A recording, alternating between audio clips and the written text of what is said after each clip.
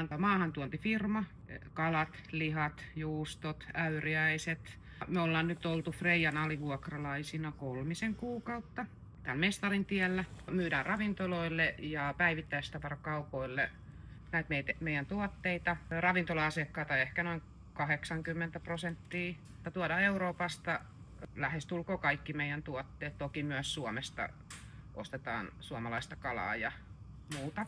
Nyt kun tämä yhteistyö Freijan kanssa alkoi, niin me ollaan keskitetty kaikki mahdolliset kuljetukset Freijalle. Siinä on ihan mieletön hyöty se, että me ollaan samoissa tiloissa, niin tämä kommunikaatio on tosi helppoa ja kaikki on toiminut tosi hyvin. Me ollaan nyt tällä hetkellä meidän pakkasvarastossa, joka on tällä hetkellä täynnä kuin Turusen pyssy.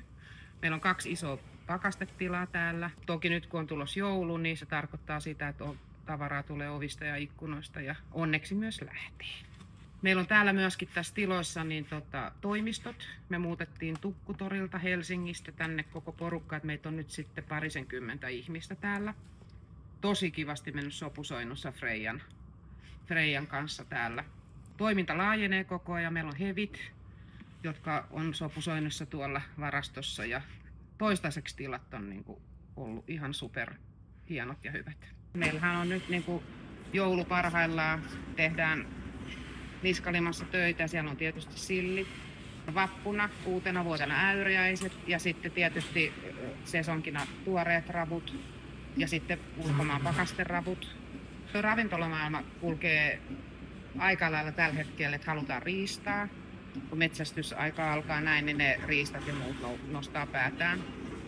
No sanotaan, että sehän siinä on just tärkeintä yhteistyö. Eli periaatteessa ne kuljetusyhtiöt, mitä me käytetään, niin niiden pitää olla luotettavia. Joten siis kaikki lämpötilaseuranta, kun ne lähtee Euroopasta, ne tulee autoon, sitten tuodaan tänne, niin täällä vastaanottotarkastukset ja lämpötilan seurannat, kaikkea seurataan.